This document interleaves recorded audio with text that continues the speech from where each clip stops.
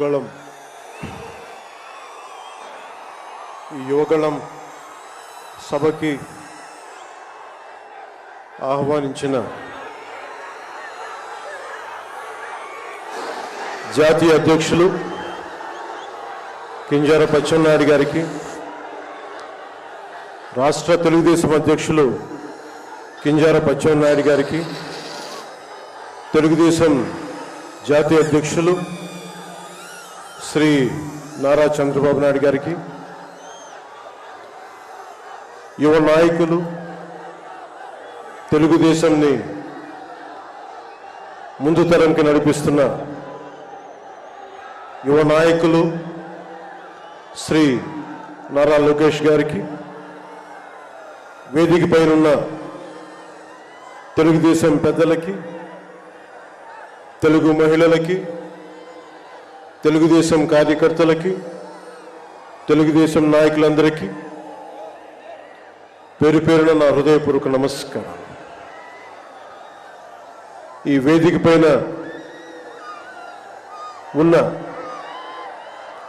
జనసేన నాయకులకి, PAC chairman Nadella Manohar గారికి, ఇక్కడికి వచ్చేసిన జన సైనికులకి, సభకు మద్దతుగా వచ్చిన వీర మహిళలకి నా హృదయపూర్వక నమస్కారం. మా సోదరులు, సోదర సమానులు శ్రీ నందమూరి బాలకృష్ణ గారికి నా ప్రత్యేక నమస్కారం. ఈ సభని, యువగళాన్ని సభ ఇలా జరుగుతుంది, నన్ను ఆహ్వానించాలని ప్రతిపాదన వచ్చినప్పుడు నేను నాదెళ్ల మనోహర్ గారికి ఒకటి చెప్పాను. 220 రోజుల పైచిలుకు పాదయాత్ర చేసి 3000 కిలోమీటర్ల పైగా నడిచి 97 నియోజకవర్గాలు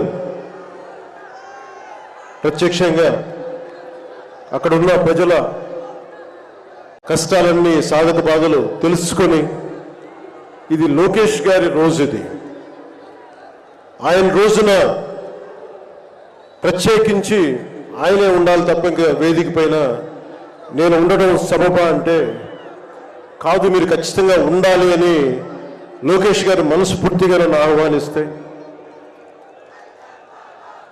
4 దశాబ్దాల సుదీర్ఘ అనుభవంతో ముఖ్యమంత్రిగా, ప్రతిపక్ష నాయకులుగా శ్రీ నారా చంద్రబాబు నాయుడు గారు ఆహ్వానం మేరకు మనస్ఫూర్తిగా నేను ఈ ఆహ్వానాన్ని మన్నించి ఇక్కడికి వచ్చాను. పాదయాత్ర జగన్ గారి పాదయాత్ర లాంటిది కాదు, ఇది బొగ్గలు నిమిరే పాదయాత్ర కాదు, ఇది కష్టాలు తెలుసుకున్న పాదయాత్ర, మాటలతో ఉన్న పాదయాత్ర కాదు, చేతలతోటి చూపించే పాదయాత్ర. అలాంటి పాదయాత్రని చేసిన లోకేష్ గారికి మనస్ఫూర్తిగా నా ధన్యవాదాలు తెలుపుకుంటా ఉన్నాను. ఒకసారి నాకు పాదయాత్ర చేస్తున్నప్పుడు చాలా అసూయ ఉంటుంది. నేను నడుద్దామంటే నాకు నడవనిచ్చే పరిస్థితి ఉండదు. పాదయాత్ర వల్ల చాలా అనుభవాలు ఎదురవుతాయి. చాలా మందితో సాధక బాధలు తెలుసుకోవచ్చు, కష్ట సుఖాలు పంచుకోవచ్చు.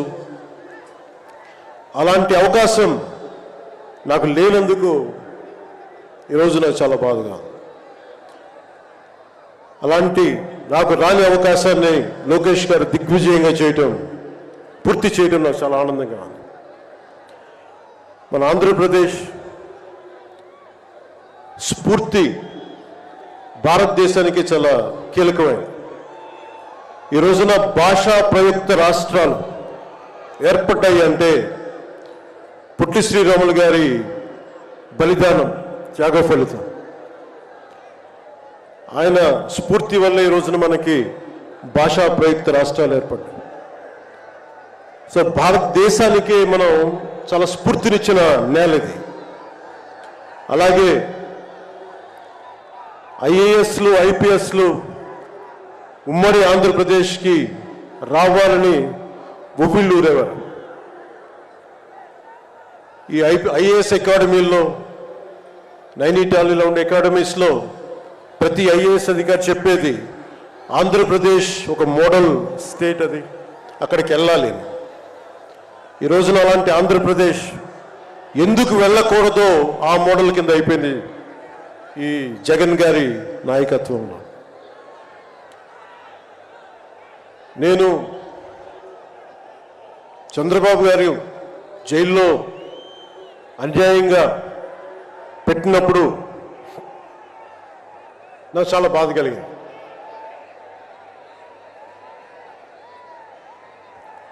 కష్టాలు చూసిన వాడిని, కష్టాలు దగ్గరగా పెద్దల నుంచి చిన్నప్పటి నుంచి చూసిన వాడిని, కష్టాలు అనుభవించిన వాడిని, ఓటమి వచ్చినప్పుడు ఒంటరితనం ఎలా ఉంటుందో తెలిసిన వాడిని, ముఖ్యంగా శ్రీ నారా చంద్రబాబు నాయుడు గారి కుటుంబ సభ్యులు వేదన అర్థం చేసుకున్నవాడిని, శ్రీమతి భువనేశ్వరి గారి బాధని దూరం నుంచే అర్థం చేసుకున్నవాడిని. నేను ఏమి ఆశించి మద్దతు ఇవ్వలేదు. మనిషి కష్టాల్లో ఉన్నప్పుడు నా వంతు సాయంగా ఉండాలి అని చెప్పి బయటికి వచ్చి రాజమండ్రి జైలు వారిని మాట్లాడి ఇన్ని దశాబ్దాలు సుదీర్ఘ రాజకీయ అనుభవంతో జాతీయ స్థాయిలో ఎన్డీఏ లాంటి దీనికి పక్షానికి చాలా కీలకమైన బాధ్యతలు వహించిన వ్యక్తి ఆయన్ని జైల్లోకి అన్యాయంగా పెట్టడం చాలా చాలా బాధ కలిగించింది. కాంగ్రెస్ నాయకులు చేసిన తప్పుకి సోనియా గాంధీ గారు పెట్టారు జగన్ గారిని జైల్లో. ఆ కక్ష చంద్రబాబు గారి మీద చూపించడం చాలా అవివేకం. ఇలాంటి పరిస్థితుల్లో రాష్ట్ర విభజన జరిగినప్పటి నుంచి 2014 నుంచి విభజన జరిగినప్పటి నుంచి ఈ రోజున హైదరాబాద్ రాజధాని ఆంధ్రప్రదేశ్కి తెలంగాణకి ఉమ్మడిగా అభివృద్ధి చేసిన రాజధాని. మనకి రాజధాని లేకుండా విభజన జరిగి సరైన పంపకాలు లేకుండా విభజన జరిగి ఇలాంటి కష్ట సమయంలో నేను ఆ రోజున తెలుగుదేశం పార్టీ, భారతీయ జనతా పార్టీకి సంయుక్తంగా నేను పోటీని విరమించుకొని మరీ మద్దతు ఇచ్చాను. దానికి కారణం కూడా ఒక దశాబ్దం పాటు ఒక పార్టీని నడపాలి అంటే చాలా బలమైన అనుభవం ఉండాలి. కూర్చొని అనుభవంతో భవిష్యత్తులో పార్టీ చాలా అవసరం అని చెప్పి నేను ఒక దశాబ్ద కాలం పాటు ప్రత్యక్ష రాజకీయాల్లో ఉందాం అని ఆలోచించి ఆ రోజున తెలుగుదేశం పార్టీకి మద్దతు తెలిపాం. ప్రభుత్వం వచ్చింది ఆ రోజున. దురదృష్టవశాత్తు చిన్న అభిప్రాయ భేదాలు కావచ్చు, కమ్యూనికేషన్ గ్యాప్ వల్ల కావచ్చు 2019లో అది ముందుకు తీసుకెళ్ళలేకపోయాం. ఆ తీసుకెళ్ళలేని లోటు, దాని తాలూకు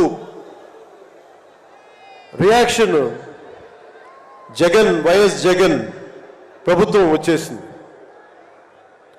నేను ఏ రోజున కూడా ఒక దశాబ్దం కాలం పాటు చాలా సుదీర్ఘమైన అనుభోగిలో రాజకీయాలకు ఈ ఆంధ్రప్రదేశ్కి కావాలి, నా వంతు కృషి నేను మద్దతు ఇద్దామని ఆ ప్రయత్నంలో మనం మిస్ అయ్యాం. దాన్ని ఈ 2024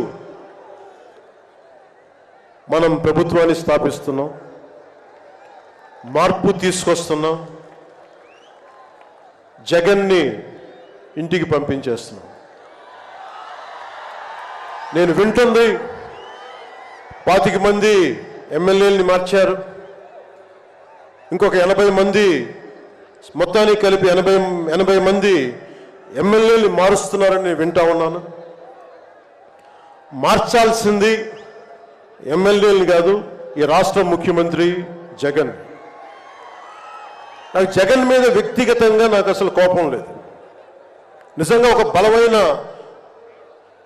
ఆధిక్యతతోటి ముఖ్యమంత్రి అయ్యి ప్రభుత్వాన్ని సమర్థవంతంగా నడిపి ప్రజలకి మేలు చేయాల్సిన వ్యక్తి కూల్చివేతలతో మొదలుపెట్టాడు. ప్రత్యర్థుల్ని ఇబ్బంది పెట్టే విధంగా ప్రతి ఒక్కరిని ఎదురు తిరిగితే ఏంటని ప్రశ్నిస్తే వారిని కేసులు బనాయించి ఇబ్బంది పెట్టే పరిస్థితుల్లో ఈ ముఖ్యమంత్రి ఉంటే నేను ఇలాంటి ప్రభుత్వం ఉంటుందని నేను ఊహించలేదు. ఆయన స్వయంగా ప్రమాణ స్వీకారానికి నన్ను ఆహ్వానించినప్పుడు వారికి ఒకటే తెలియజేశాను, మీరు చాలా సమర్థవంతంగా పరిపాలించండి, ప్రజలకి మేలైన ప్రభుత్వం ఇవ్వండి, మేము ఒక పార్టీగా ప్రజల పక్షాన్ని వహించి సద్విమర్శే చేస్తాం అని అంటే చెప్పి ఆయనకి నా శుభాకాంక్షలు తెలియజేశాను. కానీ దురదృష్టవశాత్తు ఈ వ్యక్తికి కక్ష సాధింపు వ్యక్తి, ఎవరు ఒక మాట అనకూడదు, ప్రజాస్వామ్యం అనే ఒక పదానికి విలువ తెలియదు, ఏదైనా మాట్లాడితే దాడులు చేయించడం, చాలా నీచంగా తిట్టించడం, ఇన్ని దశాబ్దాల ఆంధ్రప్రదేశ్ రాజకీయ చరిత్రలో ఏ ఒక్క నాయకులు కూడా వైఎస్ రాజశేఖర రెడ్డి గారితో కలిపి కూడా ఏ ఒక్కరు కూడా ఇంటిలో బయటికి రాని ఆడపడుచుల్ని తల్లుల్ని ఒక్క మాట లేదు. ఎవరు కూడా నాయకుల్ని తిట్టారు, విమర్శలు చేశారు, దిగుజారుడిగా మాట్లాడి ఉండొచ్చేమో, కానీ ఇంటిలో బయటికి రాని ఆడపడుచుల్ని, ఇంటి పట్టునే ఉండి బయటికి రాని తల్లుల్ని చాలా నీచంగా విమర్శించే ఈ సంస్కృతి జగన్ నాయకత్వంలో ఈ వైసీపీ ప్రారంభించింది. ఎంతమంది కన్నీళ్లు పెట్టుకున్నారు, ఎంతమంది స్త్రీలు బాధపడ్డారు. ఒకటే అనిపిస్తుంది, ఈ వ్యక్తికి అడగాలనిపించినప్పుడు ఇంట్లో ఉన్న తల్లికి చెల్లికే విలువ ఇవ్వనేవాడు మన ఇంట్లో ఉన్న ఆడపడుచులకి ఏం గౌరవిస్తాడు? ఇంట్లో తల్లికి చెల్లికి విలువ ఇవ్వనేవాడు 30,000 మంది ఆడపిల్లలు అదృశ్యం అయిపోతే ఏం పట్టించుకుంటాడు? మొన్న 22 ఒక సంవత్సరంలోనే ఎన్సీఆర్బీ డేటాలో దాదాపు 10,000 మంది ఆడపిల్లలు అదృశ్యం అయిపోయారు ఒక సంవత్సరంలోనే.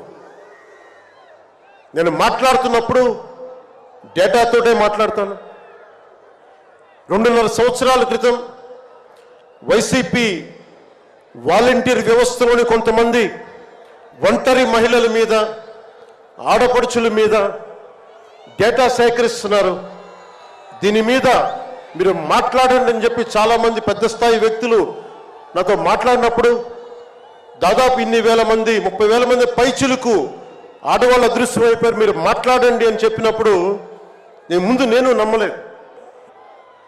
కానీ డేటా తెప్పించుకొని చూస్తే నేను గళమెత్తినప్పుడు వైసీపీ వాలంటీర్ వ్యవస్థ మీద ఆ రోజున ప్రత్యేకించి చెప్పాను, యువతకి ఉద్యోగాలు వస్తే చాలా ఆనందించేవాడిని. కానీ కొద్దిమంది వాలంటీర్స్ చేసే ఈ విధానాల వల్ల ఒంటరి మహిళలు, ఒంటరి ఆడవాళ్ళు, భర్త లేని వారు చాలా అన్యాయాలకు గురవుతూ ఉంటే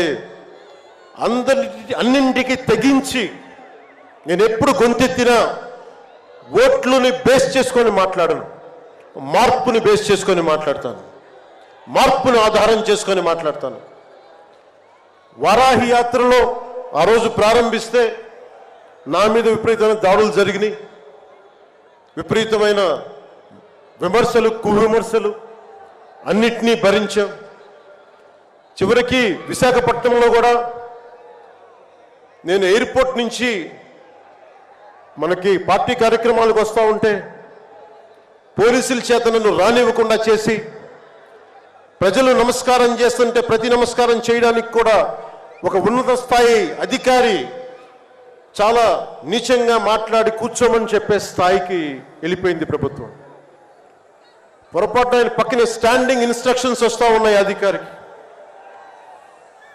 పొరపాటున ఆయనకి స్పీకర్ ఫోన్ నొక్కుకుపోయింది అధికారులు మాట్లాడుతూ ఉంటాయి. మనందరికీ తెలిసిన మాట్లాడితే అన్నిటికీ అన్ని శాఖలకి మంత్రి అయిన ఒక పెద్ద మనిషి ఆయన గొంతు వినిపిస్తూ ఉంది. ముందుకు వెళ్ళనివ్వకండి, కూర్చోబెట్టండి, ఇవన్నీ మాట్లాడుతూ ఉన్నారు ఆయన. నాలాంటి వాడికే ఇలాంటి ఇబ్బందులు వస్తే సగటు మనిషికి ఎలా ఉంటుందో మీరు ఆలోచించండి. సుదీర్ఘమైన అనుభవం ఉన్న శ్రీ చంద్రబాబు గారికే ఇలాంటి పరిస్థితులు వచ్చినప్పుడు సగటు మనిషికి ఎలా ఉంటుంది? చాలా అనుభవజ్ఞులైన ఒక్కొక్క సీనియర్ నాయకులకే ఇలాంటి పరిస్థితులు ఉంటే రేపొద్దున భవిష్యత్తులో ఇంకొక మారు వైసీపీ ప్రభుత్వం వస్తే ఎవ్వరూ ఇళ్లలో ఉండలేరు, ఆంధ్రప్రదేశ్లో ఉండలేరు, పెట్టుబడులు రావు. ఇవన్నీ మారాలి. నేను 2021లో ఇప్పటం సభలో వైసీపీ వ్యతిరేక ఓటు చీలనివ్వను. దానికి నాకేదో అద్భుతాలు జరుగుతాయని కాదు, కానీ నిజంగా యువత భవిష్యత్తును దృష్టిలో పెట్టుకొని, మహిళల భద్రతను దృష్టిలో పెట్టుకొని, మనకి వ్యాపారస్తుల పెట్టుబడులను దృష్టిలో పెట్టుకొని, సంక్షేమాన్ని దృష్టిలో పెట్టుకొని ఈ వైసీపీ ప్రభుత్వం మారాలి. వైసీపీ వ్యతిరేక ఓటు అన్నీ కలిపి ఏకతాటిపై ఒక ప్లాట్ఫామ్ పైన రావాలని చెప్పి ఆ రోజు నేను కన్న కోరిక, నా ఆలోచన ఈ రోజున మన ఉత్తరాంధ్రలో యువగలంలో ఈ విధంగా కనిపిస్తున్నప్పుడు ఒకవైపు తెలుగుదేశం నాయకులు, ఇంకోవైపు జనసేన నాయకులు, దానికి మద్దతుగా మీరందరూ రావడం నాకు నిజంగా చాలా ఆనందం కలిగిస్తుంది. మనం ఈ రోజున ప్రారంభించిన యాత్ర, ఈ రోజున ప్రారంభిస్తున్న ఈ క్షణాలు ఆంధ్రప్రదేశ్ భవిష్యత్తుని నిర్దేశించే క్షణాలు. ఆంధ్రప్రదేశ్ భవిష్యత్తుని మనకి చాలా బలంగా నిర్దేశించే క్షణాలు. ఈ రోజున నేను భారతీయ జనతా పార్టీ, నరేంద్ర మోదీ గారి నాయకత్వంలోని భారతీయ జనతా పార్టీ అలయన్స్లో ఉండి కూడా అందరూ అనుకుంటా ఉన్నారు, ఎలాగ మాట్లాడావు, మోసం చేసావు భారతీయ జనతా పార్టీ. చాలామంది కొంతమంది మాట్లాడుతూ ఉంటే వైసీపీ నాయకులు, వారందరికీ నేను సభాముఖంగా తెలియజేస్తున్నాను, ఆంధ్రప్రదేశ్ పరిస్థితులు ప్రత్యేకంగా నేను జాతీయ స్థాయి నాయకులకు వివరించాను. వారికి వివరించి నాకు వేరే దారి లేదు. నాకు రోడ్డు మీద తిరుగుదామంటే కేసులు పెడతా ఉన్నారు, ప్రజాస్వామ్యబద్ధంగా గళం విప్పుదామంటే కేసులు పెడతా ఉన్నారు, వ్యవస్థల్ని నిర్వీర్యం చేస్తూ ఉన్నారు. ఒక చిన్నపాటి సినిమా టికెట్లకు కూడా కూర్చోబెట్టి మొత్తం చీఫ్ సెక్రటరీ దగ్గర నుంచి ఎంఆర్ఓల దాకా వాడి ప్రజా వ్యవస్థలను దుర్వినియోగం చేస్తూ ఉన్నారు. నాలాంటి వాడికి సమస్యలు ఉన్నప్పుడు భవిష్యత్తులో ఆంధ్రప్రదేశ్ అంధకారానికి గురవుతుంది. దయచేసి మీరు ఈ గఠబంధన్ని, ఈ పొత్తుని మీరు మనస్ఫూర్తిగా మీ బ్లెస్సింగ్ కావాలి అని చెప్పి నేను అమిత్ షా గారికి తెలియజేశాను. నేను వారు ఎంతవరకు ఒప్పుకుంటారో నాకు తెలియదు, కానీ నా మొదటి ఆఖరి ప్రయత్నం కూడా ఆంధ్రప్రదేశ్ భవిష్యత్తు బాగుండాలి అంటే ఎక్కడి నుంచి మనుషులు రారు, మన భవిష్యత్తుని మనమే నిర్మించుకోవాలి, మనమే కొట్లాడాలి. అలాంటి ఆంధ్రప్రదేశ్ భవిష్యత్తుకి వైసీపీకి నాయకులు అందరని చెప్పట్లేదు, కానీ గూండాగర్దీ చేసేవాళ్ళు, క్యారెక్టర్ అసాసినేషన్ చేసేవాళ్ళు, ఆడపడుచుల్ని అగౌరవపరిచేవాళ్ళు, వీరందరికీ సభాముఖంగా చెప్తున్నాం, ఇది ఈ రోజున మేము ఎన్నికల పొత్తు చాలా కీలకమైంది. మనం కనుక ఈ పొత్తు పెట్టుకోకపోతే భవిష్యత్తులో రోడ్ల మీదకొచ్చి కర్రలు కత్తులు పట్టుకొని వైసీపీ గూండాలతో కొట్లాడాల్సి వస్తుంది. నేను కేంద్రంలో ఇదే చెప్పాను, ఈ రోజున కనుక మనం ఈ పొత్తును పెట్టుకోకపోతే నాతో సహా వైసీపీ గూండాలని ఎదుర్కోవడానికి ఒక కర్రో కత్తో పట్టుకొని మేము కూడా రోడ్ల మీదకి వచ్చి మేము వీధి గొడవలు క్రియేట్ చేసుకు మేము రక్షించుకోవాల్సి వస్తుందని చెప్పి నేను ప్రత్యేకించి కేంద్ర నాయకత్వానికి చెప్పాను. ఎందుకంటే భవిష్యత్తులో ఇంకొకసారి వైసీపీ వస్తే నేను 2019లో కూడా చెప్పాను, ప్రతి కొండని కోనని వీళ్ళు దోచేసుకుంటారని. వీరికి ప్రజాస్వామ్యం మీద గౌరవం లేదు వీరికి. అందుకని ప్రత్యేకించి ఈ పొత్తుని సాధ్యమైనంత ఎక్కువ కాలం ఉంటే ఆంధ్రప్రదేశ్ భవిష్యత్తు నిలదొక్కునే వరకు ఇది ఉండాలి పొత్తుని మనస్ఫూర్తిగా నేను ఆకాంక్షిస్తున్నాను. నేను భవిష్యత్తు నేను కూర్చునేది రోడ్లు కానీ సోదరులు లోకేష్ గారు చెప్పారు, జనసేన ఆలోచన విధానంతో మేమందరం మాట్లాడుకున్నాం. భవిష్యత్తులో ఉమ్మడి మేనిఫెస్టో కూడా రిలీజ్ చేస్తాం. దాంట్లో ముఖ్యంగా నేను చెప్పదలుచుకుంటుంది ఇన్ఫ్రాస్ట్రక్చర్, రోడ్లు కానీ, హెల్త్ కేర్ కానీ, primary health care centres, secondary health care centres, tertiary health care centres, అలాగే మనకి యువతకి ఉపాధి అవకాశాలు, గవర్నమెంట్ ఎంప్లాయీస్కి సిపిఎస్ రద్దు మీద ఎలాంటి నిర్ణయం తీసుకోవాలి, రెబీరో గారు పెట్టినట్టుగా పోలీస్ రిఫార్మ్స్ ఇంప్లిమెంటేషన్, అలాగే టీచర్లకి ఉద్యోగాల భర్తీ, రైతులు, కౌలు రైతులు, ఉద్యానవన రైతులు, సెరికల్చర్ రైతులు, ఆక్వా రైతులకి లాభసాటిగా ఎలా ఉండాలి, ప్రభుత్వ పాఠశాలలు, సంక్షేమ హాస్టల్ స్థితిగతుల్ని ఎలాగ మార్చాలి, అంగన్వాడీ కార్యకర్తలకు ఎలాగ అండగా ఉండాలి, పంచాయతీల్ని ఎలా బలోపేతం చేయాలి, మత్స్యకారులకి, గిరిజనులకి, దళితులకి ఎలాంటి పథకాలుంటే వారి జీవితాలు మరింత మెరుగవుతాయి, అలాగే చేనేత కార్మికులకి ఎంత అండగా ఉండాలి, వైద్యం అందుబాటులోకి ఎలా తీసుకురావాలి, సంఖ్యాబలం లేని బీసీ కులాలకి ఎంత అండగా ఉండాలి, వీటన్నిటి మీద చాలా లోతైన ఒక ఎక్సర్సైజ్ చేస్తూ ఉన్నాం. దీన్ని బేస్ చేసుకొని ఒక ఉమ్మడి కార్యాచరణకు ఉమ్మడి ప్రణాళిక నారా చంద్రబాబు గారు మేము కలుసుకొని వచ్చే ఇలాంటి పెద్ద సభలో, రానున్న పెద్ద సభల్లో ఒకటి సంయుక్తంగా దీన్ని రిలీజ్ చేస్తాం. ఈరోజు నేను ప్రత్యేకించి నా మాటని, ఇది లోకేష్ గారి రోజు కాబట్టి, ఆయన కష్టపడి ఆయన రోజు కాబట్టి నేను నా ఉపన్యాసాన్ని కుదించే మాట్లాడుతున్నాను. ముగింపు వాక్యాలుగా నేను మాటకి, మైత్రికి చాలా విలువనిస్తాను. కష్టాలు వస్తే ఒంటరితనం ఎలా ఉంటుందో అనుభవం ఉన్నవాడిని. తెలుగుదేశం ఆది నాయకులు కొండంత కష్టంతో ఉన్నప్పుడు వారు, వారి కుటుంబం, వారి పార్టీ కార్యకర్తలు, వారి పార్టీ నాయకులు మీరు కొండంత కష్టంలో ఉన్నప్పుడు నేను అర్థం చేసుకున్నవాడిని. వ్యక్తి ప్రయోజనాలు, వర్గ ప్రయోజనాలు, పార్టీ ప్రయోజనాలు అన్నిటినీ దాటి ఒక తోటి మనిషిగా, ఒక సాటి మనిషిగా నేను మీకు అండగా నిలబడ్డాను. దాన్ని ఏమి ఆశించి చేయలేదు. నేను ఆశించిందల్లా 5 కోట్ల మంది ఆంధ్రప్రదేశ్ ప్రజల భవిష్యత్తుకి బలంగా నిర్మించడానికి మనం సంయుక్తంగా కలిసి రావాలని ఒక ఆలోచన తప్ప నేను ఏ ఆలోచన పెట్టుకోలేదు. ఈ మైత్రి, ఈ స్ఫూర్తి అందరూ సమిష్టిగా వచ్చే చాలా సంవత్సరాల వరకు దీన్ని కాపాడుకోవాలని ఆశిస్తూ నా ఉపన్యాసాన్ని ముగిస్తున్నాను. మీ అందరికీ పేరు పేరున ధన్యవాదాలు తెలుపుకుంటూ, ఇందాక లోకేష్ గారు చెప్తున్నట్టుగా